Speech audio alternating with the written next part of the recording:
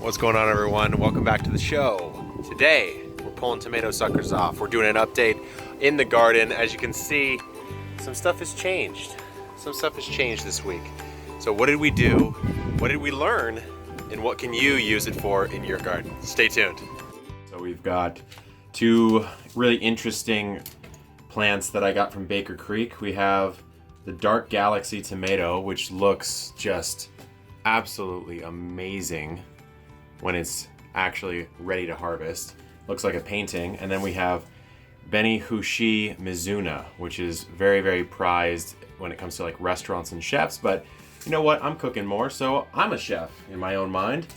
So here's the first thing I do. First thing I do is I make sure I write down exactly what I'm growing. So tomato, Dark Galaxy, and then the day that I'm doing it. Over here, we'll do the same thing. Mizuna, Beni, Hushi.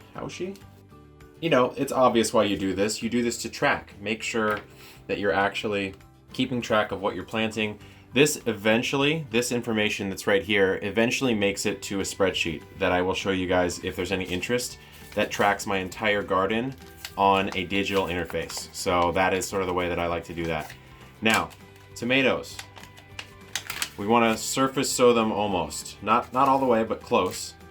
And so what I'll do is I just take a little seed depressor thing right here. I put a tiny little depression in there. Just like that. And I'll probably only do 3 because I don't need too many of these tomatoes. I'm going to plant 2 seeds per hole just to guarantee that I get germination. And then what I do is I cover that up with a little sprinkling of soil and then I water it all in. So I won't really worry about covering it too much here. I'm going to add 1 tiny micro layer of soil on top and then I'll water all that in. But I also have to do my Mizuna here. So let's go ahead and do that. Mizuna, it's a mustard basically. It can be planted a little deeper. I'm going to do some over here too. So I'm going to need to make sure and write another one of these tabs here. We'll do that. Because I need a lot more greens than I need of tomatoes. That's why. Tomatoes are going to be producing for quite a while, especially if I stagger them a bit. And this is not the only variety of tomatoes I'm growing. Mustard, we're harvesting it for these beautiful greens. It's going to take a lot more to get all the mustard that I want. And so these seeds, you can do them by hand or you can use a little seeding tool, but you know, I like to keep it pretty simple. If I can grab a few seeds by hand and just hand sow, especially for, you know, only 6 cells, really doesn't take a lot of time. I don't need to think too much about the efficiency of that task. So I'm just going ahead and doing that. Probably 2 per hole here. And I do have a video on why you want to do at least 2 per hole for all except for a very few amount of seeds. So like chard, you would only want to do, chard and beets, you would want to do 1 of those per hole because technically what you're planting is not a seed, it's multiple seeds. But for these, you're going to be fine with just 2 per hole, 2 or 3. All right, let's go ahead and water these in. All I'm doing here is taking a handful of soil and just kind of lightly covering these. We don't need to get too crazy, especially with the tomatoes. Just enough to cover. And after that, we'll hit it with a light shower breeze, just like this. Give it a good water in, especially for the tomatoes. They don't like drying out at all. So once that soil is nice and moist, we want to make sure that it remains that way. So we'll give it a good soak. There's drainage holes at the bottom here, so we don't need to worry about flooding this at all. And we're going to move it to the seedling heat mats. Simple. You just got your seedling heat mat. I've put these in a 10 by 20 tray because I want to have enough space to black them out, keep that humidity up, keep that temperature up, and just make sure that they're given perfect conditions for germination. So we'll just keep an eye on these over the course of the next few days. As soon as we start to see something popping out, especially for tomatoes, we're going to want to move those to the light immediately. And that means we're probably going to end up putting them down in our little germination center right down there. So stay tuned for that. That'll probably come up on next week's garden vlog. All right, so I figured I would cut in on this section to show you something that's been going on in my garden. I've been trying to rebuild the ecosystem, and that's not only the plants and the animals, but also the bugs. And so what you're seeing here are hoverflies. These look like bees, but they're actually beneficial insects that act as both pollinators and destroyers of aphids and thrips. So really pleased to see those come back into the garden.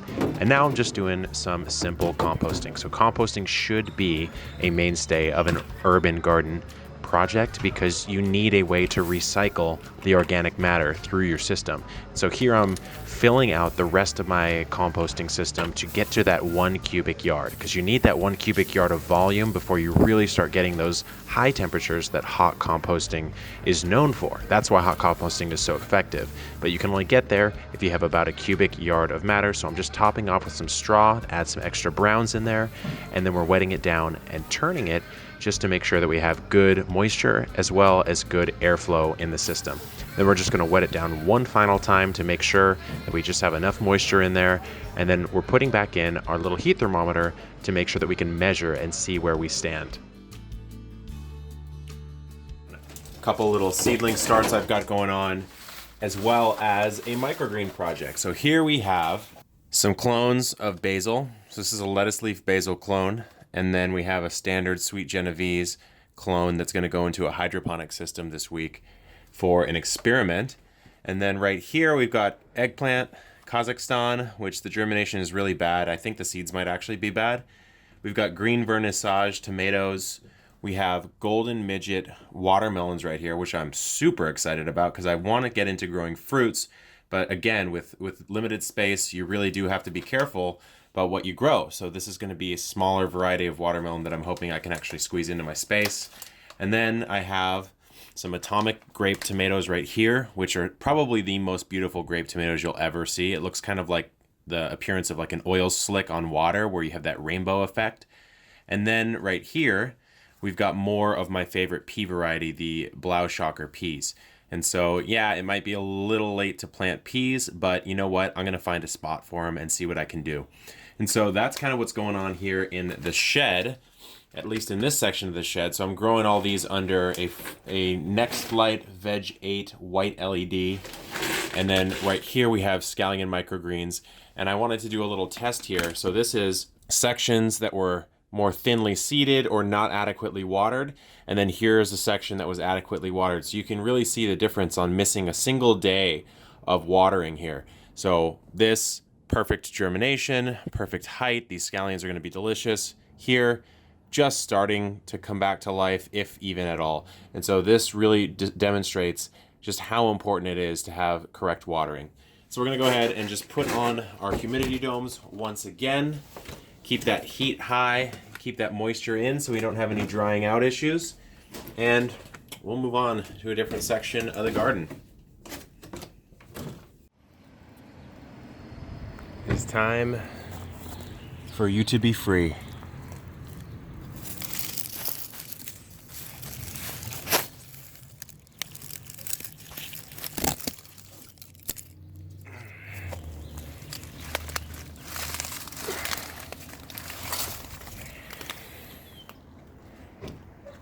Most beautiful cabbage. Is this the most beautiful cabbage I have ever grown? It is not. Is it a nice little baby beauty though? I would say so. I'm gonna mark this one down as a success, everyone. Which looks like when it is pruned, if you want to say that. All of the extra leaves are off. This actually had quite an aphid infestation, which I was very bummed about, but I was hoping that the middle would still be salvageable, and it looks like it is. It really does look like it is. So we're gonna find out once I incorporate this into a recipe, guys. So I did a little bit of harvesting this week. As you can see, the loquat tree is absolutely flush, full of fruits. You can see on those upper branches, it's a little insane. But you know what? I'd actually like to know. Leave me a comment. Tell me what you'd like to see me work into a recipe. Because loquats, you know, I use them in my oatmeal, I use it for some desserts, but otherwise I'm not really sure what to do with them. Okay, so here's my brother. I invited him down to do a little bit of harvesting himself. That's the right place. You can see he really likes it. His girlfriend is also doing some. This one's got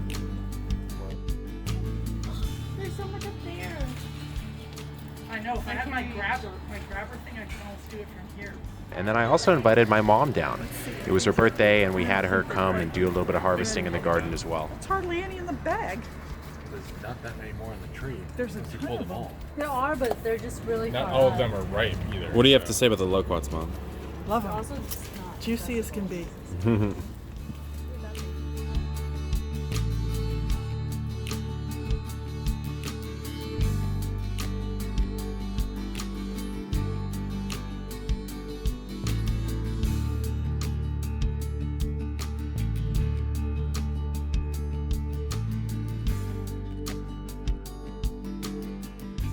Illustrate something called the cut and come again method for harvesting greens. This is very simple, but everything on this lettuce is, the new leaves are coming out of the middle here.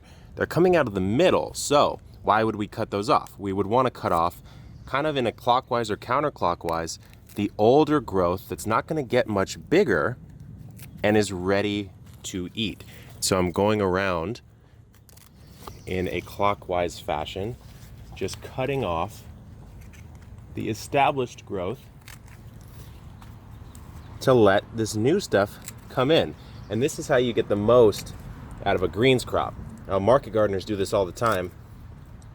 So you do something like this, and now all of this is going to expand and grow. In about 4 days or so, I'll be able to do this exact same technique again. So I hope that was helpful. Good luck in the garden, and keep growing. I don't want to cut any one in particular too much. So you'll have to tell me. Ooh, yum, that's going to be good. It is healthy. So come in on these Merlot ones, coming to the one to the left. No. This the big one? The bigger one, yeah. Yeah. Isn't this red romaine? It's Merlot lettuce. Oh.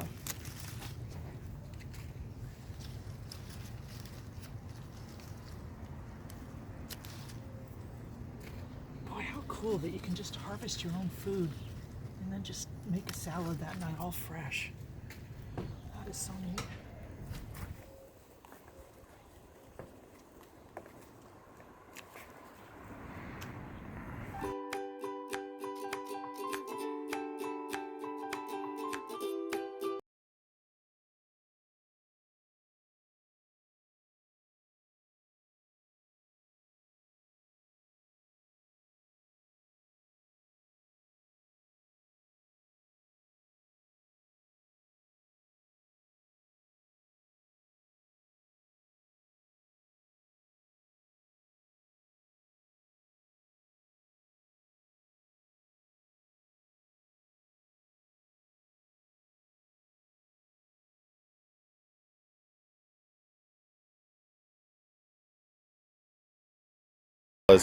One lonely sugar snap, a couple early tomatoes. This one, let's just say I'm slightly red-green colorblind, and so I did not time this correctly.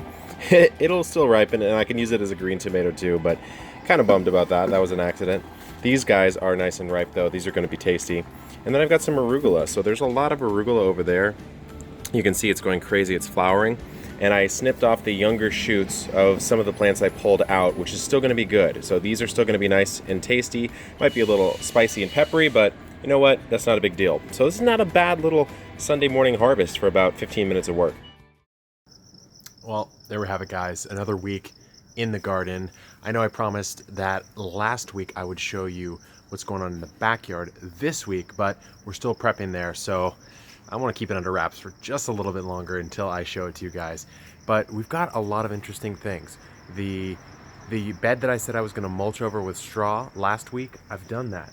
And so what we can see here is all these greens are seriously thankful that we mulched them over, because in the middle of the day they were getting a lot of heat stress and they were wilting like crazy, and just an inch of this straw mulch has really improved their ability to retain water in their leaves over the middle of the day, which means they're not fluctuating like crazy. And so these are just absolutely wonderful looking. And you know what? The one that was suffering the most was our spinach, because spinach is a very cold hardy plant, and in the middle of, you know, what, at least in San Diego, zone 10B, we're in a spring/summer type of climate. almost all the time. And so that was a really handy tip for doing that, keeping the heat off those greens. And so there's a lot of extra stuff going on in the garden. I am clearing out some of my beds here. So this is going to be my high rotation. As you can see, I have a leafy greens sign here. This is my high rotation leafy greens bed. And so I'm doing a cut and come again on all these greens that are taking up about 50% of the bed. And then the rest here used to be arugula that was going to go to flower. And so you can see I have an arugula plant that is going to flower right now. Honestly, I almost want to eat the flowers. They are absolutely delicious. But I'm saving one of these plants to go to flower because I really want to show you guys how to save seeds. But I had so many arugula plants, I didn't want to dedicate that much of the bed to them. And so what I've done is I've removed most of those in order to make way for what will then be new growth right in this area right here, as well as this corner right over there. We've got our tomatoes are rip roaring over here. We've got our leeks that are doing quite well. One thing that I've done with these leeks is that I have started to hill up around them to keep them nice and blanched, because you know, when you're growing leeks, if the stem is exposed to the sun, it's going to remain green, and if you cover it with soil, it's going to blanch. And that's exactly what we want to do. We want those nice straight white leek stems. So that is another thing that I've done. And you know what? I harvested that cabbage, which means that this bed right here is looking a little barren, isn't it? We've got our eggplant, we've got our tomato, but back here we need to get something in this bed, because time is money in the garden, especially when you're growing in such a small space like I am. So I need to get some stuff in that bed, and hopefully some of the seedlings you saw in the beginning of this video are gonna end up in here. You know what? I might even go hunt down some rare varieties at a nursery, see if I can plant something really cool for you guys. So that's kind of what's going on in the garden this week. Hopefully I showed you guys some more of the harvests. Definitely let me know some of the other stuff you'd like to see me cover, and I will do my best to get that going for you, because again, these are new for me. I like doing the vlog, it's really fun, but I'm still working on my skills here, guys. So let me know what you want to see, and I will catch you on the next vlog. Thanks for tuning in. Good luck in the garden, keep growing, and I'll see you in the next video. Peace.